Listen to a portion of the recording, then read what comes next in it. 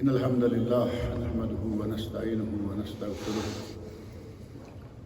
ونعوذ بالله من شرور أنفسنا ومن سيئات أعمالنا من يهده الله فلا مضل له ومن يضلل فلا هادي له وأشهد أن لا إله إلا الله وحده لا شريك له وأشهد أن محمدا عبده ورسوله أما بعد فإن خير الحديث كتاب الله وخير الهدي هدي محمد صلى الله عليه وسلم وشر الأمور محدثاتها وكل محدثة بدعة وكل بدعة ضلالة وكل ضلالة في النار. رب اشرح لي صدري ويسر لي أمري واحلل عقدة من لساني يفقهوا قولي. رب اعوذ بك من همزات الشياطين واعوذ بك رب ان يحضرون. اعوذ بالله السميع العليم من الشيطان الرجيم. ولا تقتلوا انفسكم ان الله كان بكم رحيما ومن يفعل ذلك عدوانا وظلما فسوف نصليه نارا وكان ذلك على الله يسيرا. گزشتہ ایک درس میں یہ بات آئی تھی کہ نبی اکرم صلی اللہ علیہ وسلم کو اللہ رب العزت نے ہمارے لیے نعمت بنا کر بھیجا اور نبی صلی اللہ علیہ وسلم کی کچھ ذمہ داریاں لگائیں، ڈیوٹیاں لگائیں. اور وہ ڈیوٹیاں کون سی تھیں؟ یعلمہم الکتاب والحکمہ، انہیں کتاب و حکمت کی تعلیم دیتا ہے. یزکیہم، ان کا تزکیہ کرتا ہے. اور تزکیہ کے ضمن میں یہ بات میں نے ذکر کی تھی کہ تزکیہ یہ نہیں کہ آپ کو صفائی ستھرائی کے آداب بتا دیے، وضو، تیمم اور غسل کیسے کرنا ہے اس کے آداب بتا دیے. نبی اکرم صلی اللہ علیہ وسلم نے ہماری داخلی طہارت و صفائی اس کے طریقے بھی بتائے. اور سورۃ الحجرات میں جو داخلی صفائی کرنے والی چیزیں ہیں ان کا تذکرہ موجود ہے، بعض کا تذکرہ کیا بھی گیا تھا. ہمارے نبی صلی اللہ علیہ وسلم کی ذمہ داریوں میں سے ایک ذمہ داری، بلکہ اگر یہ کہا جائے کہ آپ کی عظیم صفات میں سے ایک صفت اللہ رب العزت نے یہ بھی ذکر کی ہے، یحل علیہم الطیبات، میرا نبی اپنے امتیوں کے لیے طیبات اور پاکیزہ چیزوں کو حلال قرار دیتا ہے. ویحرم علیہم الخبائث، اور ان پر خبیث چیزوں کو حرام قرار دیتا ہے. طیبات و پاکیزہ چیزوں کو کھانے کی ترغیب اور خبیث و نجس ناپاک چیزوں کو چھوڑنے کے لیے ترغیب. یہ کام بھی نبی اکرم صلی اللہ علیہ وسلم کر کے گئے ہیں اور ہمیں بتا کے گئے ہیں کہ اگر حلال کھائیں تو عبادت بھی قبول ہوگی، ورنہ عبادت بھی قبول نہیں ہوگی. معروف ہے کہ اگر کسی آدمی کی روزی حلال کی نہیں ہے اس کی کوئی عبادت قبول نہیں ہے. ہمارے یہاں تو اس بات کو معمولی سمجھ لیا گیا نا کہ بھائی نماز پڑھنی ہے، نماز کہاں، روٹی کھانی ہے وہ کہاں. اگر آپ کی روٹی میں ایک لقمہ بھی حرام کا گیا تو دعائیں نمازیں ختم. آپ کو مسجد میں آنے سے پہلے اپنے پیٹ کا صحیح انتظام کرنا چاہیے کہ میں کھاتا کیا ہوں، مجھے کھانا کیا چاہیے، اور اسلام میں حلال کیا ہے اور حرام کیا ہے. حرام کی روٹی کھا کے مسجد میں آئیں، چاہے نہ آئیں، آپ کی مرضی. اللہ رب العزت حرام کھانے والے کی نمازیں دعائیں قبول نہیں کرتے. اور یہ مسجد میں آنا تو معمولی سی بات ہے. نبی اکرم صلی اللہ علیہ وسلم نے ارشاد فرمایا ہے، ایک حدیث میں آپ فرماتے ہیں، ان اللہ امر المؤمنین بما امر بہ المرسلین، صحیح مسلم. اللہ نے مومنوں کو وہی حکم دیا ہے جو رسولوں کو اللہ رب العزت نے حکم دیا۔ کھانے پینے کے معاملات میں اللہ رب العزت نے رسولوں کو کہا کلوا من الطیبات، اے میرے رسولو طیبات اور پاکیزہ چیزیں کھاؤ، اور یا ایھا الذین آمنوا کلوا من طیبات ما رزقناکم، ہم نے تمہیں جو دیا ہے اس میں سے طیبات کھاؤ۔ اللہ نے دیا تو بہت کچھ ہے ہمیں، دنیا میں بے شمار چیزیں ہیں ہمارے دستیاب بھی ہیں، ہاتھ پہنچتے ہیں، لیکن اللہ نے فرمایا کہ ان میں سے صرف حلال کھاؤ، طیبات کھاؤ۔ اور پھر یہ دو چیزیں بیان کرنے کے بعد یہ قرآن کریم کی آیات ہیں، اے رسولو حلال کھاؤ، اے مومنو حلال کھاؤ، اور اس کے بعد نبی اکرم صلی اللہ علیہ وسلم نے فرمایا ایک آدمی ہے یمد یدیہ الی السماء، وہ اپنے دونوں ہاتھ آسمان کی طرف اٹھاتا ہے، اشعث اغبر، اس کی صفت یہ بیان کی کہ وہ سفر کی وجہ سے پراگندہ حال ہے، اور اس کے بال جو ہیں بلکہ جسم اور بال اور کپڑے سارے غبار آلود ہیں، غبار آلود اور پراگندہ حال شخص ہے، اور اشارہ کہاں ہے کہ یہ دور دراز سے سفر کر کے میدان عرفات میں پہنچا ہوا ہے۔ یمد یدیہ الی السماء، آسمان کی طرف ہاتھ اٹھاتا ہے، اور وہاں آپ نے دیکھا ہوگا ہاتھ اٹھانے والے ہاتھ اٹھائے ہوئے ہیں، جیسے پتہ چلا کہ یہاں کیمرہ ہے وہ ہاتھ کہیں اوپر لے جاتے ہیں، حالانکہ کسی بھی وقت دعا مانگنے کے لیے ہاتھوں کو اتنا اونچا اٹھانا سوائے صلاۃ الاستسقاء کے ہاتھوں کو سینے تک، اپنے ہاتھوں کو سینے تک رکھیں۔ نبی اکرم صلی اللہ علیہ وسلم وہاں موجود ہیں، آپ کے دعا مانگنے کا انداز حضرت جابر رضی اللہ عنہ اور دیگر صحابہ جنہوں نے حج کے مسائل بیان کیے ہیں حجۃ الوداع کے، وہ کہتے ہیں کہ نبی اکرم صلی اللہ علیہ وسلم اس طرح مانگ رہے تھے جیسے کوئی کسی کے سامنے جا کے مسکین کھانا مانگتا ہے، میں بھوکا ہوں، میں مر جاؤں گا، مجھے کھانے کو کچھ دے دو۔ کیا کبھی کسی نے ایسے کہا ہے؟ ہمارے لوگوں کی عادات بھی بڑی عجیب و غریب ہیں۔ یمد یدیہ الی السماء، یہ آسمان کی طرف ہے یا نہیں؟ یا میرے سر سے اوپر جائے گا تب آسمان کی طرف جائے گا؟ جب آپ نے اپنے ہاتھوں کو اصل حالت سے اوپر اٹھا لیا اور یہ ہتھیلیاں آسمان کی طرف ہیں، دعا مانگیے، اللہ قبول کرے گا۔ اور اس آدمی کے بارے میں کہا ہاتھ اٹھائے ہوئے اللہ رب العزت سے مانگتا ہے، وَمَطْعَمُهُ حرام، اس کا کھانا حرام سے، وَمَشْرَبُهُ حرام، اس کا پینا حرام سے، وَمَلْبَسُهُ مِنْ حرام، اس کا لباس حرام سے، وَغُذِّيَ بِالْحَرام، اس کی ساری غذا اور زیر استعمال چیزیں حرام سے ہیں، فَأَنَّا يُسْتَجَابُ لِذَلِكَ، اس آدمی کی دعا اللہ کیسے قبول کرے گا؟ اللہ تو قبول کر سکتا ہے نا، لیکن نبی اکرم صلی اللہ علیہ وسلم نے ہمیں بتا دیا کہ اللہ اس کی دعا قبول نہیں کرے گا، کیونکہ اس کا کھانا پینا پہننا، اس کی سارے زیر استعمال چیزیں وہ ساری کی ساری ماکولات ہیں، مشروبات ہیں، ملبوسات ہیں، یا کچھ بھی ہے وہ سارے کا سارا حرام کا ہے، اس کی کوئی دعا قبول نہیں۔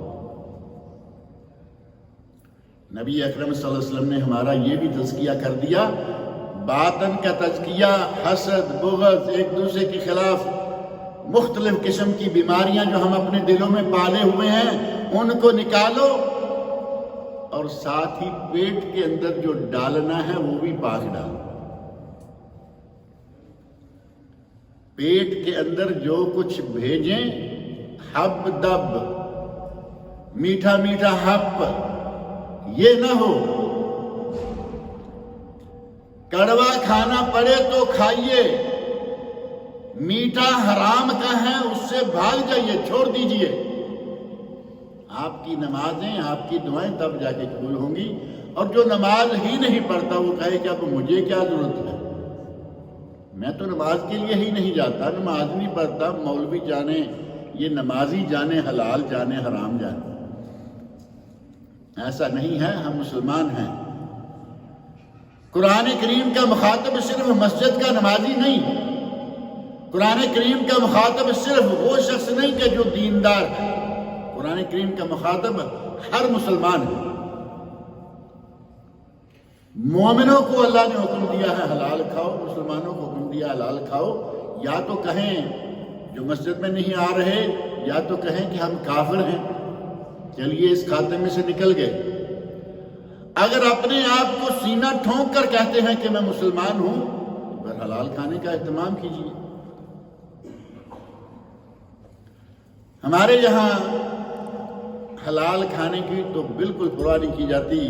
بڑے افسوس کی بات ہے کہ سمجھدار تک لوگ ہیں وہ اپنا پیسہ سود پہ رکھے ہوئے ہیں، مزے سے ہپ ہپ کرتے کھائے چلے جا رہے ہیں، کیونکہ نہ ہنگ لگتی ہے، نہ پھٹکڑی اور رنگ چوکھا۔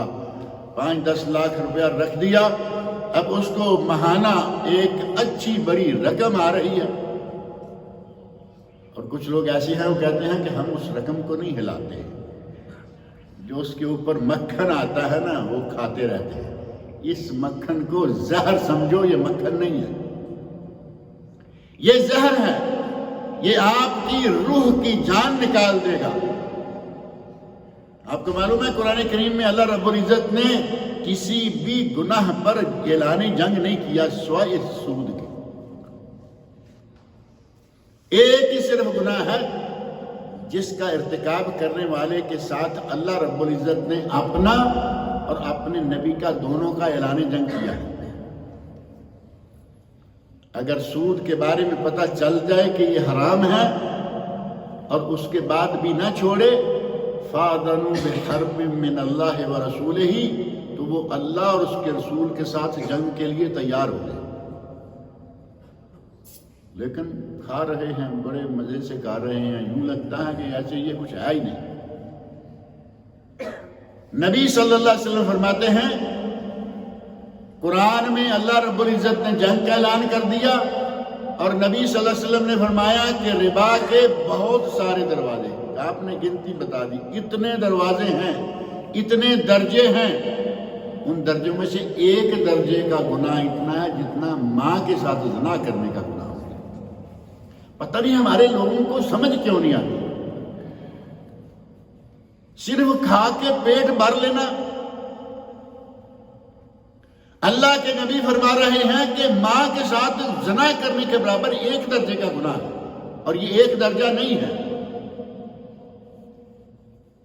لاپرواہی کے ساتھ، مزے کے ساتھ کھائے چلے جا رہے ہیں۔ میں نے آپ کے سامنے جو آیات پڑھی ہیں، یہ سورۃ النساء کی آیت نمبر 29 اور 30 ہے۔ وَلَا تَقْتُلُوا أَنفُسَكُمْ إِنَّ اللَّهَ كَانَ بِكُمْ رَحِيمًا، اپنی جانوں کو خود اپنے ہاتھوں سے قتل نہ کرو۔ لا تقتلوا انفسکم، اپنے آپ کو قتل نہ کرو۔ سوئسائڈ یہی ہے نا، خودکشی جسے کہا جاتا ہے وہ یہی ہے کہ اپنے آپ کو آدمی قتل کر دیتا ہے، جبکہ اللہ رب العزت نے فرما رہا ہے اپنے آپ کو قتل مت کرو۔ کیوں؟ تمہارا رب بڑا ہی رحیم ہے، بڑا ہی کریم ہے۔ وَمَن يَفْعَلْ ذَلِكَ عُدْوَانًا وَظُلْمًا، جس نے ظلم و سرکشی کرتے ہوئے یہ کر لیا۔ اب یہ ظلم کس پر کر رہا ہے؟ ایک ظلم تو اس کا اپنی جان پر ہی ہے کہ جان ہی لے رہا ہے، قتل کر رہا ہے، اور اس کا دوسرا ظلم یہ ہوتا ہے کہ اب یہ ایک خاندان کا کفیل تھا، اس خاندان کا کیا بنے گا؟ کیا سمجھتے کفیل صرف سعودی ہو سکتے ہیں؟ ہمارے یہاں تو ایک یہ لفظ ایسا بنا ہوا کہ یہ میرا کفیل ہے، یعنی لازمی یہ سعودی ہوگا۔ آپ میں سے ہر شخص اپنے گھر والوں کا کفیل ہے۔ کفیل کفالت کرنے والا، جس کے ذمے نان و نفقہ ہے، روزی مہیا کرنا ہے۔ جتنے لوگوں کی کفالت کر رہا تھا اپنے سارے زیر کفالت لوگوں پر بھی یہ ظلم کر رہا ہے۔ اس کی ذمہ داری تھی کہ کما کے دینا کھلانا، اور اس کو ذرا سی تکلیف پہنچی۔ آپ نے یہاں کئی واقعات سنے ہوں گے، فلاں شخص نے اپنے کمپنی کے کسی کمرے میں پھانسی لے لی، فلاں شخص نے اپنے گھر میں پھانسی لے لی، فلاں نے ایسے کر لیا، کوئی کسی کو معمولی تکلیف پہنچی، یقیناً یہ دنیا ہے، یہ دنیا ہے۔ اگر ایک آدمی کہے نا کہ 24 گھنٹے آپ صرف نعمت میں رہیں گے، ایسا تو کبھی نہیں ہوگا، ایسا تو نبیوں کے ساتھ نہیں ہوا۔ نبی اکرم صلی اللہ علیہ وسلم فرماتے ہیں اشد الناس بلاء الانبیاء، سب سے زیادہ جن کو آزمایا گیا، سب سے زیادہ جن کو اذیتیں اور تکلیفیں پہنچی، وہ کون ہے؟ انبیاء۔ ثم الامثل ثم الامثل، اس کے بعد انبیاء کے بعد دوسرے درجے کے لوگ، پھر اس کے بعد درجہ بدرجہ۔ اگر کہیں کہ آپ 24 گھنٹے صرف نعمت میں رہیں گے، نہیں، آپ کو نعمت کے ساتھ ساتھ اللہ جب چاہے گا آزمائے گا، آزمائش میں ڈال دے گا، اور آزمائش کسی ایک طرح کی نہیں ہے، مال کی، جان کی، پھل کی، اناج کی، مختلف آزمائش ہے۔ وَلَنَبْلُوَنَّكُمْ بِشَيْءٍ مِّنَ الْخَوْفِ وَالْجُوعِ وَنَقْصٍ مِّنَ الْأَمْوَالِ وَالْأَنفُسِ وَالثَّمَرَاتِ وَبَشِّرِ الصَّابِرِينَ الَّذِينَ إِذَا أَصَابَتْهُم مُّصِيبَةٌ قَالُوا إِنَّا لِلَّهِ وَإِنَّا إِلَيْهِ رَاجِعُونَ أُولَٰئِكَ عَلَيْهِمْ صَلَوَاتٌ مِّن رَّبِّهِمْ وَرَحْمَةٌ وَأُولَٰئِكَ هُمُ الْمُهْتَدُونَ۔ قرآن نے فرمایا کہ ہم آزمائیں گے، مال دے کے مال چھین کے، جان دے کے جان چھین کے۔ جان دے کے جان چھین کے کیا؟ آپ کو اللہ تعالیٰ نے دولت، اولاد کی نعمت اور دولت عطا کی، اور جب تک اس کا جی چاہا اس نے رکھی، اور جب چاہا واپس کر۔ آپ یہ سنتے ہیں کہ کسی کا بچہ دنیا میں آتے ہی فوت ہو گیا، اللہ رب العزت کی مرضی۔ کوئی 1 2 4 6 7 دن کے اندر اندر، کوئی 10 20 دن کے اندر، کوئی لڑکپن میں، کوئی جوانی میں، اللہ کی نعمت ہے اور اس کی امانت ہے، جب چاہے وہ لے لے۔ لیکن یہ جان، یہ امانت اللہ کی ہے، اس کا کسی غیر اللہ کو لینے کا حق ہے؟ اللہ لے لے، اس کی بھیجی ہوئی، اس کی دی ہوئی۔ میں اپنی جان خود نہیں لے سکتا، حتیٰ کہ علماء نے کہا ہے، ہمارے یہاں جو ڈونیشن ہے نا، باڈی پارٹ ڈونیشن، میری کڈنی، میری آنکھ، میری ٹانگ، میری فلاں، میری فلاں، یہ میرے مرنے کے بعد فلاں کو دے دینا۔ کچھ لوگ زندگی میں بھی، کڈنی 2 ہوتی ہے نا، ایک کڈنی ڈونیشن کر دی۔ اہل علم کی ایک بڑی جماعت کا کہنا ہے کہ یہ بالکل جائز نہیں ہے، کیونکہ یہ کڈنی تیری نہیں، یہ جان تیری نہیں، یہ آنکھ تیری نہیں، یہ اللہ کی امانت ہے، اور اللہ کے حکم کے بغیر تو اسے کسی کو نہیں دے سکتا، نہ خود لے سکتا۔ جو خود نہیں لے سکتا وہ کسی کو کیسے دے سکتا ہے؟ البتہ بعض علماء نے کہا کہ اگر کسی کی کڈنی 2 ہیں، ایک کی دونوں ختم ہو گئی ہیں، وہ اس کو دے کے اس کی جان بچا لیتا ہے، انشاءاللہ کوئی حرج نہیں ہے، کیونکہ اس نے اپنی غرض کے لیے نہیں، کسی دوسرے کے فائدے کے لیے، ایک جان بچ گئی، اس نے جان کو بچا لیا۔ یہ 2 جماعتیں علماء کی، اور علماء کی ایک تیسری جماعت جن میں سے الراس علامہ ابن باز رحمۃ اللہ علیہ ہیں، جو سعودی عرب کے سابقہ مفتی اعظم ہیں، ان کا کہنا ہے کہ میں نہ یہ کڈنیاں اور دیگر اعضائے جسم، ان کی ڈونیشن کے نہ میں خلاف ہوں، نہ میں ان کے حق میں ہوں۔ میرے پاس ایسی دلیل نہیں پہنچ سکی کہ میں کہوں اوکے، اور نہ یہ پہنچی ہے کہ میں کہوں نو۔ میں متوقف ہوں۔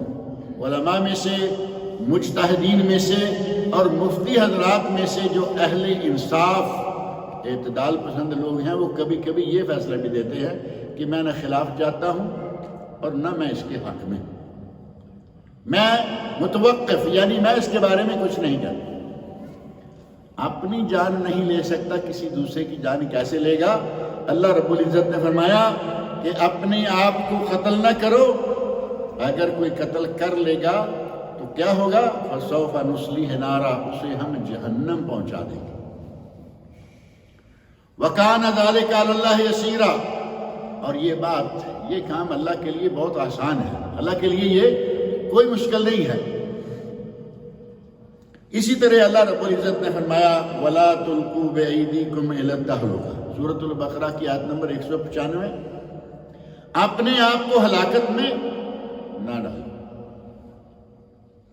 آپ کو پتا ہے کہ اس کام کا نتیجہ یہ ہوگا کہ میں مر جاؤں گا، یا میں شاید مر جاؤں، اس کے نتیجہ میں وہ کام نہ کروں۔ یہ کام اگر جائز ہے تو صرف میدان جنگ کے لیے، جہاد فی سبیل اللہ کے لیے، وہاں تو یہ بات یقینی ہوتی ہے نا کہ میں جنگ میں گیا تو شاید میں مارا جاؤں، شہادت ہے، بہت ہی بڑا درجہ ہے، وہاں جائز ہے۔ لیکن کوئی ایسا کام کرنا یہاں عام زندگی میں اور پتہ ہے کہ میں اس کے نتیجہ میں مر جاؤں گا، جائز نہیں ہے۔ اللہ رب العزت نے فرمایا لا تقتلوا انفسکم، دوسری جگہ فرمایا سورہ بقرہ میں لا تلقوا بأیدیکم الی التہلکہ، اپنے آپ کو ہلاکت میں مت ڈالو، اپنے آپ کو ہلاکت میں مت ڈالو۔ اللہ رب العزت نے دونوں چیزوں سے منع کر رکھا ہے، نہ ہلاکت میں ڈالو، نہ اپنے آپ کو قتل کرو۔ اور ایک قتل ہے جس کو، ایک تو یہ ہوا کہ حدیث میں واقعات موجود ہیں بالصراحت، نبی اکرم صلی اللہ علیہ وسلم حدیث میں فرماتے ہیں کہ آدمی جس انداز سے اپنے آپ کو قتل کرے گا اسی انداز سے اسے جہنم میں ڈالا جائے گا، اور جب تک جہنم تک جانے کا موقع نہیں آتا اس کی یہ برزخ کی زندگی ساری وہ وہی کرتا رہے گا۔ بخاری و مسلم کی حدیث ہیں، جس نے من تردہ من الجبل، اگر کوئی آدمی اپنے آپ کو پہاڑ سے گرا لیتا ہے، اپنے آپ کو پہاڑ سے گرانا اتنا آسان تو نہیں ہے لیکن بعض لوگ کر لیتے ہیں،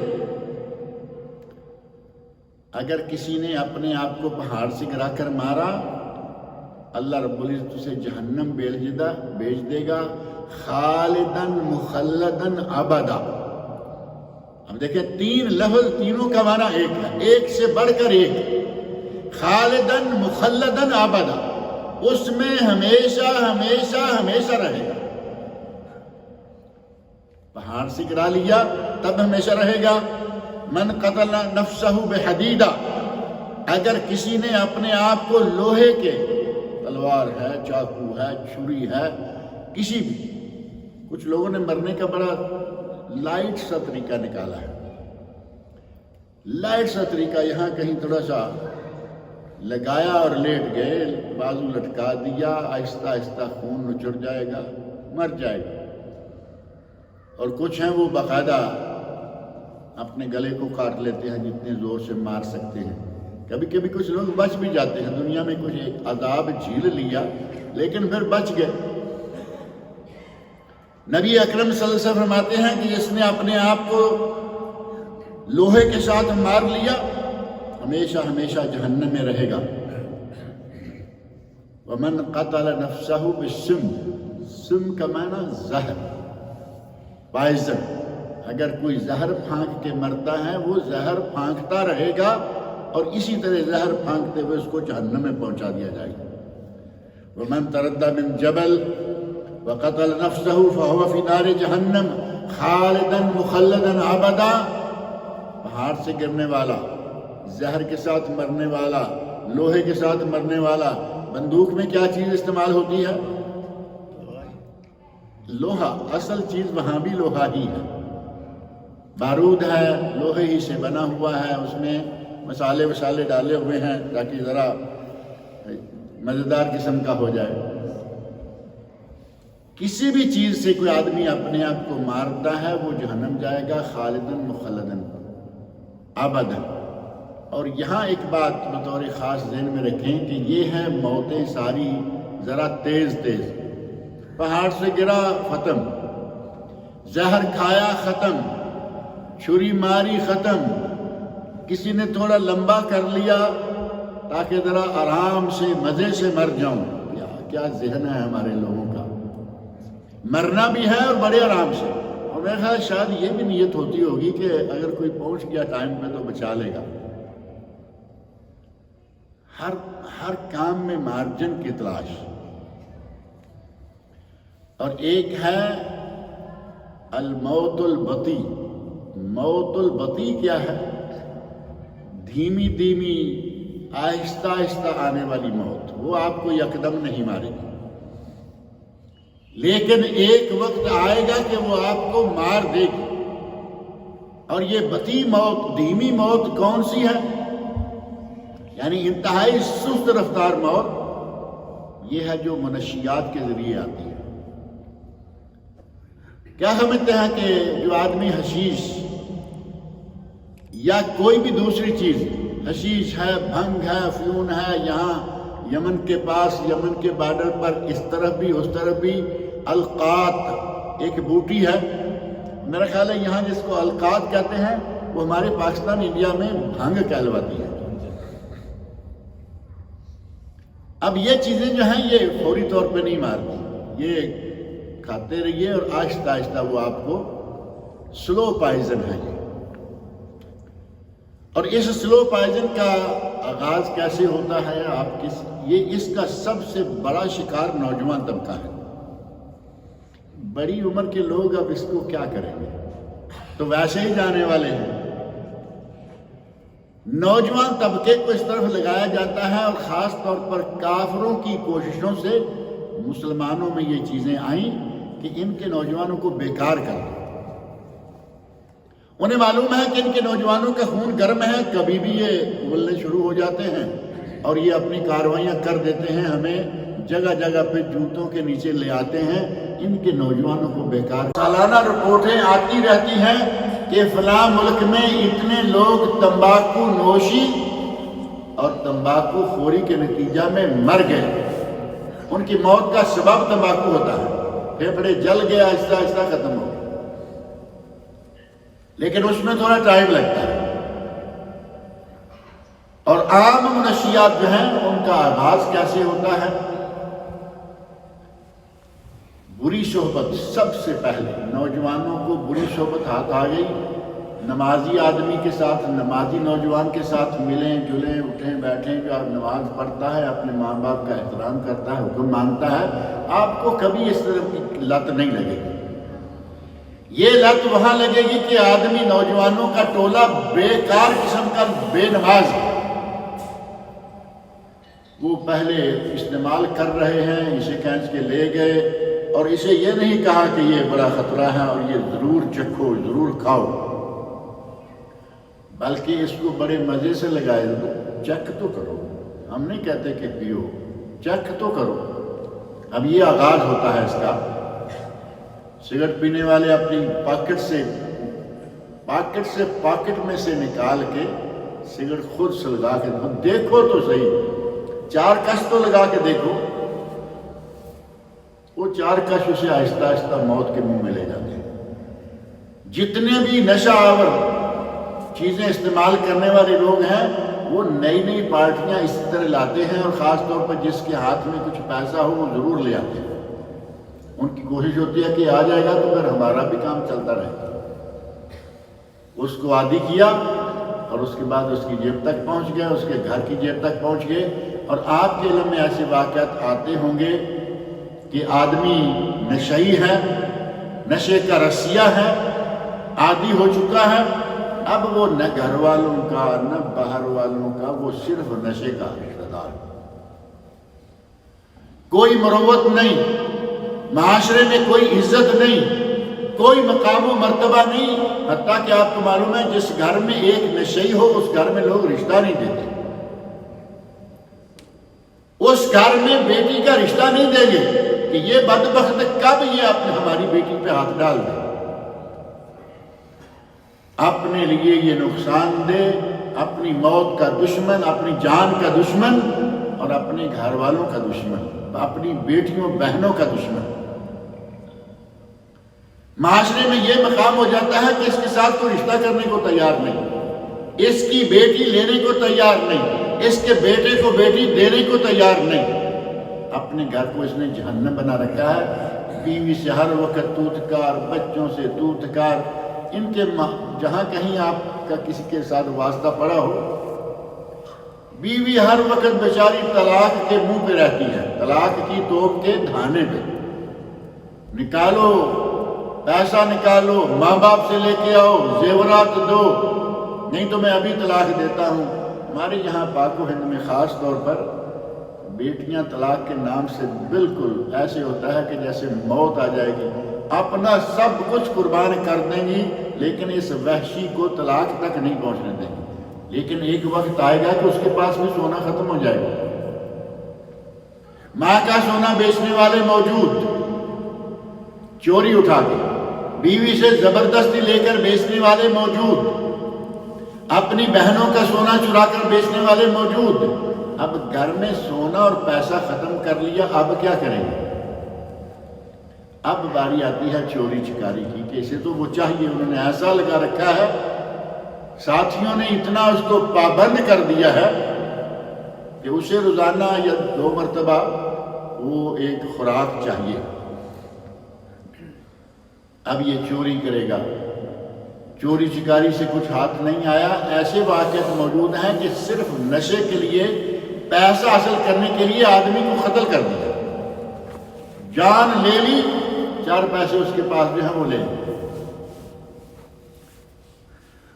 نوجوان طبقے میں خاص طور پر اس بیماری کو اس انداز سے داخل کیا جاتا ہے اور اس پورے کے پورے طبقے کو عضو معطل، معاشرے کا عضو معطل سمجھتے ہیں نا، وہ پرزہ جو بیکار ہو جائے، جو کسی کام میں نہ آئے، معاشرے میں موجود ہے، مشین میں فٹ ہے، لیکن یہ پرزہ بیکار ہو گیا، اب اس کی کوئی قیمت رہے گی؟ عضو معطل بنا کے ہمارے نوجوانوں کو رکھ دیا اس نشے نے، اور اپنی جان کے دشمن۔ اور اس نشے کا باقاعدہ اہل علم نے کہا کہ یہ نشہ بھی ایسا نہیں ہے کہ اس کو چھوڑ دیا جائے، شراب پہ سزا دی جائے، شراب پہ تو 80 کوڑے مارو ہے نا، اور شراب تو سمجھیں کہ کسی اعتبار سے دوسرے نمبر پہ آ جاتی ہے، پہلے نمبر پہ یہ نشے آتے ہیں۔ شراب جلدی چھوٹ جاتی ہے، شراب کا ایک خاص وقت ہوتا ہے، اس نشے والوں کا کوئی وقت نہیں ہے، یہ مسلسل 24 گھنٹے میں نشے میں رہنے چاہیے۔ نبی اکرم صلی اللہ علیہ وسلم نے اپنے زمانے میں چونکہ شراب تھی، شراب کو ام الخبائث قرار دیا کہ یہ تمام گناہوں کی جڑ ہے، اور وہ واقعہ بیان فرمایا جس میں ایک آدمی نے زنا بھی کیا، بچہ بھی قتل کیا اور شراب بھی پی لی۔ شراب کے نتیجے میں بچہ بھی قتل کیا، زنا بھی کر دیا، تو آپ نے فرمایا کہ یہ ام الخبائث ہے، تمام برائیوں کی، گناہوں کی جڑ ہے۔ اب یہ جو نئی چیزیں نکلی ہیں، افیون، چرس، یہ وہ، ان کی بھی باقاعدہ اہل علم نے سزا مقرر کی ہے کہ اس پر بھی تعزیر لگائی جائے، اور اگر کوئی خرید و فروخت کرتا ہے اس کی سزا موت ہے، جیسا کہ یہاں آپ کے علم میں ہے، پاکستان والوں کے پاسپورٹ پہ لکھا ہوا ہوتا ہے، مور لگی ہوئی میں نے خود دیکھی ہے، کہ آپ کے علم میں ہونا چاہیے کہ سعودی عرب میں منشیات لے جانے والے کی سزا سزائے موت۔ باقی ملکوں میں کہاں کسی نے کچھ ایسا لکھا، لیکن میرا جو ذاتی تجربہ ہے، کیونکہ میرا تعلق آپ کو معلوم ہے کورٹ سے بہت عرصے سے آ رہا ہے، اگر میں یہ کہوں کہ سب سے زیادہ کیس بھی پاکستان کے ہی آئے، پاکستان والوں نے پاسپورٹ پہ لکھ کے لگایا ہوا ہے، باقاعدہ وہ ایک صفحہ سمجھے کہ اسٹیمپ ہے کہ سعودی عرب میں نشہ آور چیزیں لے جانے کی سزا موت ہے، اور پاکستانی ہی زیادہ تر لے کے آ رہے ہیں۔ ان میں اب ایک پلس افغانستان کر لیں، وہ بھی ہمارے کھاتے میں آتے ہیں، بہت سارے وہ ہوتے ہیں لیکن ان کے پاس پاسپورٹ پاکستانی ہوتا ہے۔ کس طرح لوگ لاتے ہیں، اگر میں آپ کو یہ واقعہ سناؤں، اپنے پیٹ کے اندر بھر کے، آپریشن کروا کے اپنے پیٹ کے اندر بھر کے آپریشن ہو کے سیٹ کر کے لا رہے ہیں۔ بڑے بڑے عجیب و غریب طریقے، ایسے یہ لوگ ہیں جن سے میں خود ملا، بات ہوئی، کیس کو فالو کیا۔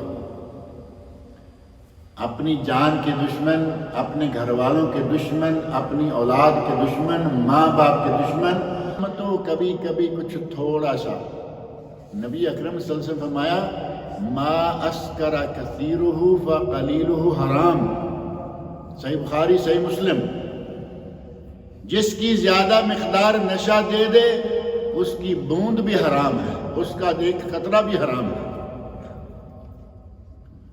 اور ہر وہ چیز جو نشہ دے وہ شراب کے کھاتے میں ہے۔ ایک ہے کہ ہم صرف شراب کو برا بھلا کہیں، ایسا نہیں، بلکہ نبی صلی اللہ علیہ وسلم ارشاد فرماتے ہیں کل مسکر خمر، صحیح بخاری صحیح مسلم کی حدیث، کل مسکر خمر، ہر نشہ آور چیز شراب ہے۔ شراب خمر ہے نا، خمر یار یہاں تو بڑا مشہور ہے نا۔ اب حیدرآباد کی بات ذرا چھوڑ دیں، کیونکہ وہ جو جتنے لفظ قاف دو رختے والے ہیں نا، قاف، وہ اس کو بھی خواب بولتے ہیں، مجھے کہیں گے خمر صاحب، خمر شراب۔ حضرت عمر فاروق کہتے ہیں الخمر ما خامر العقل، ہر وہ چیز شراب ہے جو عقل کو ڈھانپ لے، جو عقل کو ڈھانپ لے، ہر وہ چیز شراب ہے۔ اب ظاہر ہے کہ وہ انگور کی ہے، وہ کھجور کی ہے، وہ کس چیز سے بنی ہے، ہر چیز جو نشہ دے وہ شراب ہے، ہر چیز جو دماغ کو آؤٹ کر دے، دماغ کو معاف کر دے، وہ شراب ہے۔ اور اس میں اب کتنی چیزیں، یہ جتنی چیزیں نشہ دینے والی ہیں وہ ساری آ جائیں گی۔ کچھ لوگ کہتے ہیں جی کہاں یہ چرس اور افیون اور بھنگن کا ذکر قرآن میں کہاں آیا ہے، حدیث میں کہاں آیا ہے؟ قرآن و حدیث نے کچھ قاعدے بھی بتائے ہیں، نام نہیں لیے۔ آپ اندازہ کریں کہ نبی صلی اللہ علیہ وسلم نے حرام چیزوں کے نام گن دیے، حرام چیزوں کے نام گن دیے اور ایک دو قاعدہ بیان کر دیا۔ کچھ چیزیں یہ حرام ہے، یہ حرام ہے، قرآن میں بھی آ گیا، حدیث میں بھی آ گیا، اور ایک قاعدہ ہے کہ ہر وہ جانور جو پنجے سے پکڑ کے شکار کر کے کھائے۔ اب ان دو چار چیزوں کو یا یوں سمجھ لیں کہ دو چار لائنوں میں نبی صلی اللہ علیہ وسلم نے حرام بیان کر دیے، باقی سب حلال ہے۔ لیکن ساتھ ہی یہ بھی کہہ دیا اگر کوئی چیز کسی کی اپنی جان کو نقصان دیتی ہے وہ بھی حرام، ایمان کو نقصان دیتی ہے وہ بھی حرام، دولت ضیاع جاتی ہے، ضائع جاتی ہے وہ بھی حرام، اگر کسی کی صحت کو نقصان پہنچتا ہے وہ بھی حرام۔ اب یہاں دیکھ لیں کہ کوئی نشہ کسی کا نام لے، ان میں سے کوئی ان چار پانچ چیزوں سے بچتا ہے؟ دولت لگے گی، صحت کا نقصان ہوگا، خرابیاں معاشرتی پھر بعد میں جو پھیلتی ہیں وہ الگ سے ہیں۔ اہل علم نے ان چیزوں کو سامنے رکھتے ہوئے ہر چیز کے بارے میں جو نشہ آور ہیں اس کے بارے میں کہا کہ اس میں صحت کا، مادی طور پر پیسے کا، معاشرتی طور پر ہر طرح کا نقصان موجود ہے، لہذا جو چیز نقصان دینے والی ہے اس کو حرام قرار دیا۔ نبی اکرم صلی اللہ علیہ وسلم نے ہر حلال ہمارے لیے جائز کر دی، پاکیزہ اور حلال، اور ہر خبیث۔ اب کوئی بھی عقل مند آدمی کہیے، وہ مسجد میں ہو یا باہر ہو، کہیں بھی ہو، اسے پوچھئے کیا یہ جتنی بھی چیزیں نشہ آور ہیں ان میں سے کوئی چیز خبیث ہونے کے بغیر ہے؟ کسی کو آپ طیب کہہ سکتے ہیں، حلال کہہ سکتے ہیں؟ پیتے ہیں الگ بات ہے، لیکن اسے ہی پوچھو کہ کیا یہ طیب ہے، وہ بھی کہے گا کہ طیب نہیں ہے، بدبو ہے، یہ ہے، وہ ہے۔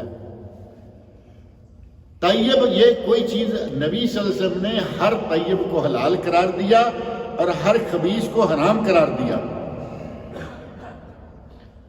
اور اس وقت ہمارے یہاں وقت کم ہے، مختصر بات کر دوں کہ یہاں سعودی عرب میں اس کا علاج اگر کسی آدمی کو نشے کی لت ہو گئی ہے، افیون ہے، چرس ہے، فلاں ہے، کوئی چیز استعمال کر رہا ہے، فری علاج موجود ہے۔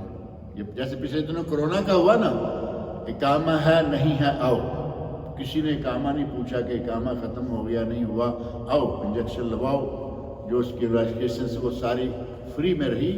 اسی طرح مستقل طور پر مستشفیات العمل کے نام سے عمل ہاسپٹلز جو نفسیاتی امراض سے کہا جاتا ہے، ان میں نشے کا علاج، مکافحت التدخین کے نام سے گورنمنٹ کے ادارے، یہ سگریٹ، تمباکو، سگار، چرٹ، بیڑی، یہ جتنی بیماریاں ہیں، کوئی کھا رہا ہے، کوئی کش لگا رہا ہے، لیکن ہے تمباکو ہی کی نسلیں، ان سب کا بہترین علاج فری میں۔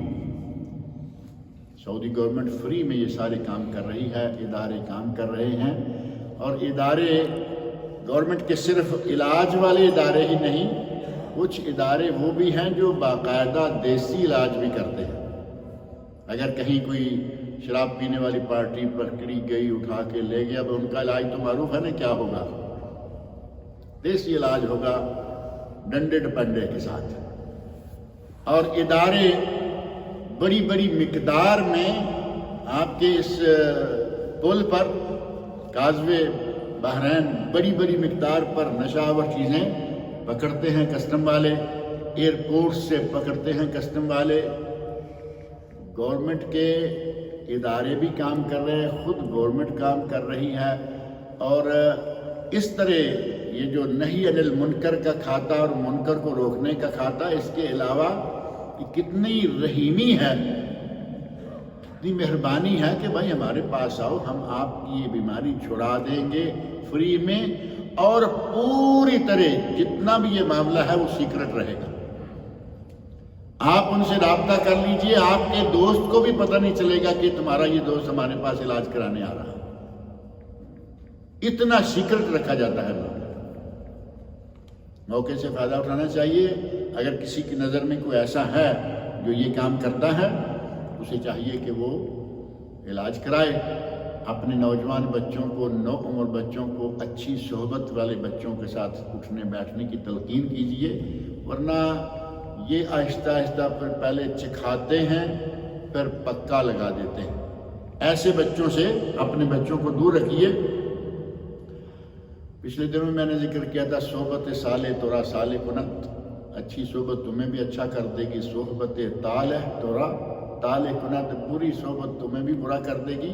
اور اس بات کو نبی صلی اللہ علیہ وسلم نے بڑے بہترین انداز سے بیان فرمایا ہے۔ صحیح بخاری اور صحیح مسلم کی حدیث ہے، انما مثل جلیس الصالح و جلیس السوء کحامل المسک و نافخ الکیر، برے اور اچھے دوست کی مثال ایسے ہی ہے کہ ایک آدمی کسی خوشبو بیچنے والے کے ساتھ بیٹھ گیا، دوسرا بھٹی پھونکنے والے کے پاس بیٹھ گیا۔ یہ لوہے کے چھوٹی موٹی چیزیں بنانے والی بھٹی جو آگ جلا رہے ہیں، یا دانے بھوننے والی بھٹی لے لیجیے۔